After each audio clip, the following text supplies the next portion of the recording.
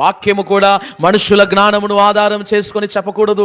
దేవుని యొక్క శక్తిని ఆధారం చేసుకొని వాక్యము ప్రకటింపాలి. దైవజనుడైన పౌలు అంటాడు, నేను మీతో మాట్లాడినను, సువార్త ప్రకటించినను, పరిశుద్ధాత్మ యొక్క శక్తిని కనపరుచు యొక్క దృష్టాంతములనే నేను మీకు తెలియచేశాను, నేను మీ ఎదుట వినియోగించాను అంటున్నాడు.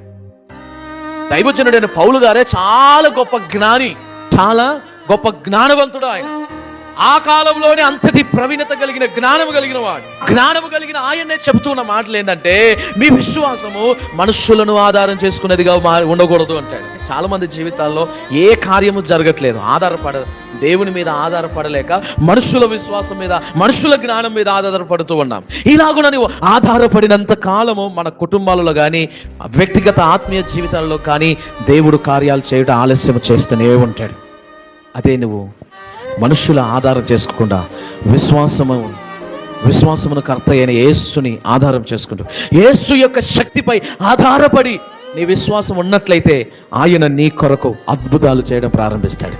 ఈరోజు నీ కుటుంబంలో ఎక్కడ అద్భుతాలు ఆగిపోయాయి, సూచక క్రియలు ఎక్కడ ఆగిపోయాయి, ఆశ్చర్య కార్యాలు ఎక్కడ ఆగిపోయాయి, ఆశ్చర్య కార్యాలు ఎక్కడెక్కడ ఆగిపోయాయో ఆ ఆగిపోవడానికి గల కారణం ఏమిటంటే, ఇంతకాలం మనుషుల జ్ఞానమును ఆధారం చేసుకొని నడుచుకుంటూ వెళ్ళిపోయావు.